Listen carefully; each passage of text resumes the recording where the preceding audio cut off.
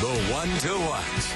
This is 16 WAPT News live at 5. Gas line explosion. A massive fireball sent workers running for cover. Plus, homeless numbers on the rise in the capital city, the reason for the increase. And happening now, a super snowstorm slamming the Northeast. The impact here at home. Happening now, several states in the Northeast under a state of emergency as a massive blizzard bears down. Crews in New York spreading salt to try to keep the roads safe. GP meteorologist David Hartman here now with your weather first. Here we have very nice late January weather. In fact, this week looks pretty good. Through the evening, just a light breeze. And there you see tomorrow morning will warm up nicely. Hey, I'll talk about that snowstorm and more on our weather coming up. Live at 5, a gas line explosion in Smith County sent emergency crews scrambling today, Tammy. Yeah, that's right, Megan. 16 WAPT's Scott Simmons spoke to the sheriff in that area to find out what crews are doing to get that blaze out. Emergency crews here in Smith County still on standby, monitoring a natural gas well explosion that occurred here about 11 o'clock earlier today. Reportedly, 5 workers were on site at the Boykin Church field when that explosion took place. Residents from miles away could hear it and feel it. The ground started shaking and never felt nothing like that in my life. Never have. This is cell phone video of the blaze still burning, the media being kept at least a quarter mile away. The sheriff says the blaze is contained, but it is still burning. It's still burning, but as far as the dangers of pollution, there's none of that. And my understanding, again, is what they told us, as long as it's burning, everything's good, because it is burning, you know. It's burning the energy as it comes out. The natural gas oil rig is owned by Pan Southern Petroleum out of Houston, Texas. That company now flying in an emergency response team to actually try to use explosives to blow out the well. The good news, believe it or not, they say as long as it's burning, it is burning up the natural gas, and no one in the area is at risk. Again, another sigh of relief that no one has been hurt from this massive explosion. In Smith County, Scott Simmons, 16 WAPT News. Well, tonight, crews are still working to get that fire out. To give you a better idea of the area that we're talking about, that explosion happened in a wooded field off of County Road 539 and Highway 18. That's west of Raleigh in Smith County. 5 workers were on the scene when that explosion happened. Again, no one was hurt. News tonight, Jackson leaders are in the middle of a homeless census, and they say the population on Jackson streets is skyrocketing. The city started its homeless census this week. Now, last year, they say they counted about 595 homeless people in the capital city, and volunteers counting now say they think the number will be even higher this year. And in some cases, shelters are bursting at the seams. Organizers say this census is crucial to help to figure out how to distribute actually services like counseling and job opportunities. Unfortunately, some of our homeless population have to find refuge under bridges and in parks, so we'll be checking those places as well. In 2012, the U.S. government reported a drop in homelessness nationwide. Nationwide census takers say they are more than 630,000 people living on the street. Well, developing right now a huge snowstorm that could cripple the Northeast, Megan.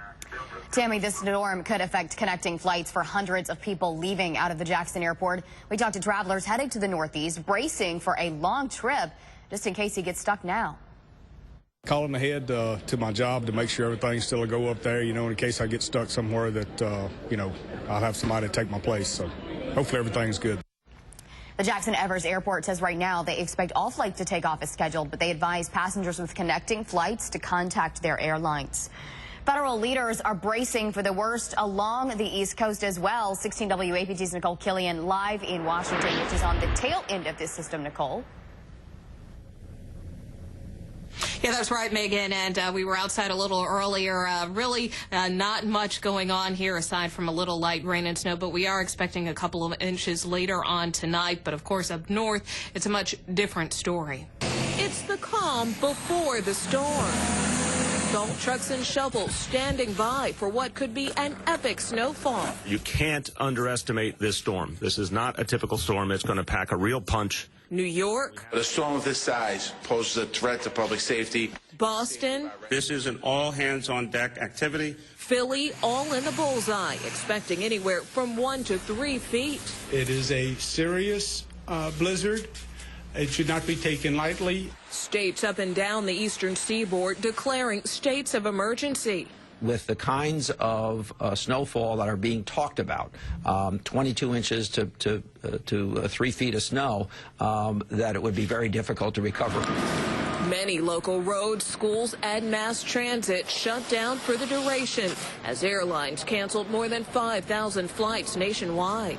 The real focus will be Monday night into Tuesday. Travel will be difficult at best. And most likely impossible. We're looking at Chris Vaquero is with the National Weather Service. From New Jersey across Long Island into eastern Massachusetts. This is going to be the target area for the heaviest snowfall. The snowfall we're seeing today on Monday is just an appetizer of what's to come. Well, President Obama has asked FEMA to keep him apprised of the developing weather situation.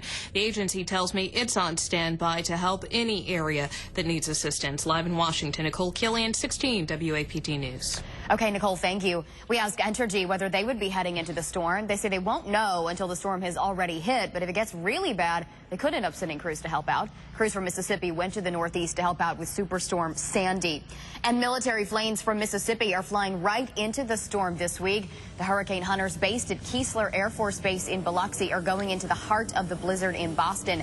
The mission to collect data on the storm will last about 9.5 hours.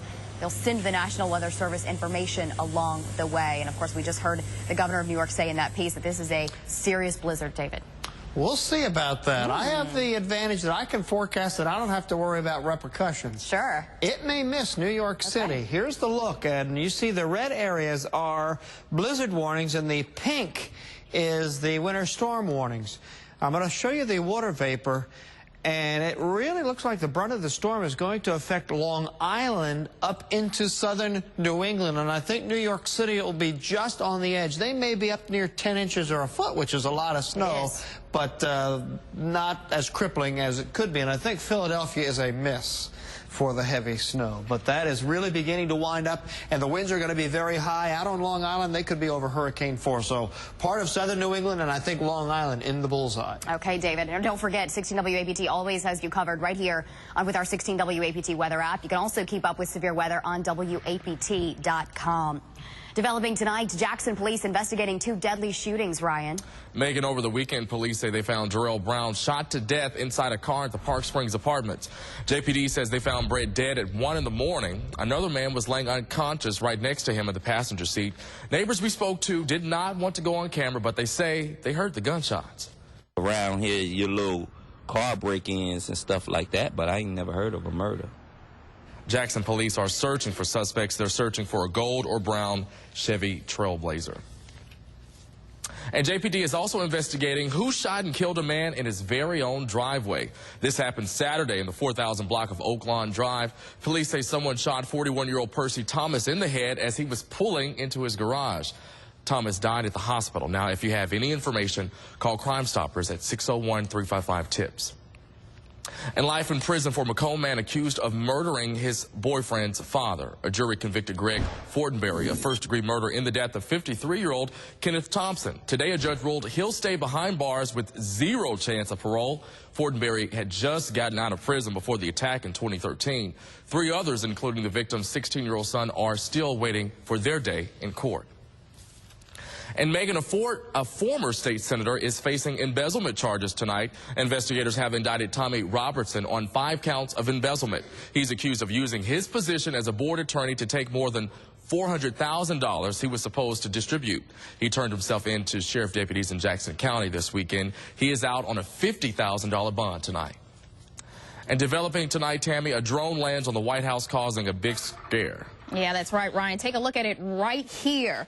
Well, the man told the Secret Service he crashed this drone on the White House lawn by accident. The drone went down around 3 a.m. this morning. It forced the White House into a lockdown.